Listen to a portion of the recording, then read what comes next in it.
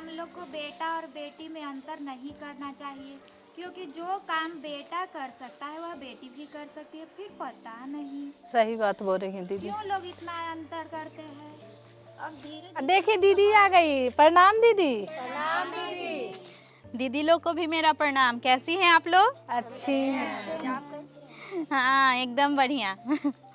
अच्छा दीदी लोग, अब तो आप लोग ये जान गई हैं कि लड़का या लड़की होना संयोग की बात है, लेकिन कई बार बेटा होने की चाहत में बच्चों की संख्या बढ़ती है ना? हाँ दीदी। और आप लोग ये भी जानते हैं कि बड़े परिवार में बच्चों की देखभाल करने में कितनी परेशानियां आती हैं। बेटा और बेटी में फ़र्क करना ठीक बात नहीं। आप लोग ये बताइए कि आज के ज़माने में ऐसा कौन सा काम है जो लड़कियां नहीं कर सकती? सही बात है दीदी, लेकिन बेटा पढ़ लिख कर अच्छी नौकरी करेगा, उससे नाम होगा। लेकिन अगर बेटी पढ़ेगी तो उसे आखिर में ससुराल ही जाना होता है। ठीक है।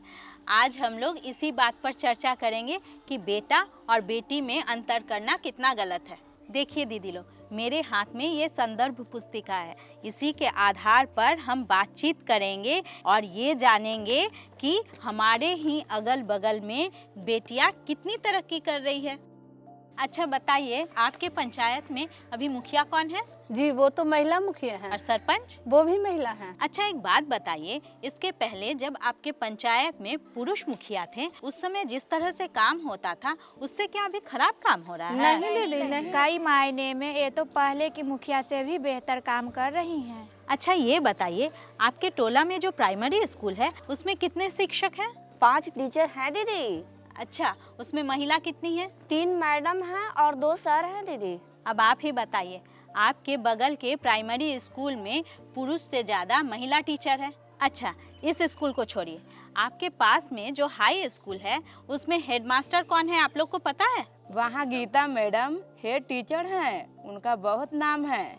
चलिए, स्कूल और पंचायत की बात छोड़िए, अपने ब्लॉक में जो हॉस्पिटल है, वहाँ के प्रभारी डॉक्टर कौन है, आपको पता है? हाँ मैडम, एक लेडी डॉक्टर अभी हॉस्पिटल की प्रभारी हैं। हाँ दीदी, बहुत जस है उनका। दूर दूर से लोग उनके पास आते हैं। अब बताइए, आपके पंचायत में सरपंच और मुखिया महिला हैं। प्राइमरी स्कूल में पुरुष से ज़्यादा महिला टीचर है। पास के हाई स्कूल में महिला हेडमिस्ट्रेस बनी हुई हैं। तब आप लोग बेटा और बेटी में अंतर मान रही हैं? बताइए, आज हमारे देश में लड़कियां लड़ाकू जहाज उड़ा रही हैं, सेना में बड़े बड़े अफसर बन रही है। कौन सा ऐसा फील्ड है जिसमें बेटियां नाम नहीं कर रही है? मेरे मायके में इस बार 2 लड़कियाँ सब इंस्पेक्टर बनी है। हाँ, अभी कुछ दिनों पहले हम लोगों के थाना की प्रभारी भी महिला ही थी। अब तो बेटियां पढ़ लिख कर माँ बाप का नाम बढ़ा रही हैं, लेकिन चिता को आग देने वक्त तो बेटा ही काम आएगा ना। किसने कह दिया?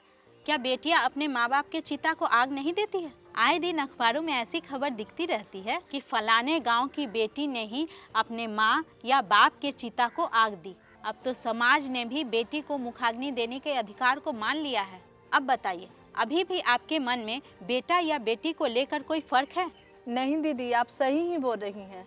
ऐसा भी नहीं है कि समाज में बेटियां बढ़ रही हैं तो बेटों का मान खत्म हो गया हो। मेरा कहना है कि बेटा और बेटी एक समान होते हैं, दोनों में फ़र्क नहीं करना चाहिए। अच्छा, अब आप लोग एक नाम बताइए जिस महिला से आप लोग प्रेरित होती हैं। हम बताएं दीदी? हाँ, क्यों नहीं। झांसी की रानी। बिल्कुल ठीक, झांसी की रानी वैसी महिला थी जिनके डर से अंग्रेज कांपते थे। झांसी की रानी के साथ साथ उनकी कई सहेलियों ने भी इस लड़ाई में साथ दिया था। कस्तूरबा गांधी, कमला नेहरू, कैप्टन लक्ष्मी सहगल जैसी अनेकों महिलाएं हुई जिन्होंने पुरुषों के साथ कदम से कदम मिलाकर आज़ादी की लड़ाई में हिस्सा लिया। दीदी, इतनी जानकारी हम लोगों को नहीं थी। तो दीदी लोग, आज की चर्चा में हमने क्या समझा? कि यहाँ लड़कों से कम नहीं है, इसलिए बेटा और बेटी में फर्क नहीं करना चाहिए। बेटी की चाहत में माँ कई लड़कियों को जन्म देती है और परिवार बड़ा हो जाता है। हाँ दीदी, जिसके कारण परिवार की स्थिति अच्छी नहीं रह पाती है। बिल्कुल सही। लड़का हो या लड़की, दोनों को सही परवरिश, शिक्षा और प्यार मिले तो वो किसी भी क्षेत्र में कामयाबी हासिल कर सकती है। हर बच्चे को माँ बाप की उचित समय, ध्यान और प्यार की जरूरत होती है।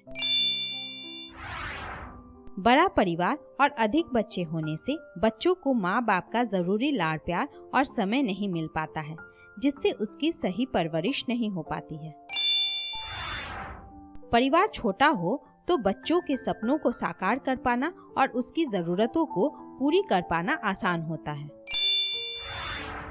आजकल के बढ़ती महंगाई के समय में बच्चे को सही शिक्षा दे पाना बहुत मुश्किल होता है।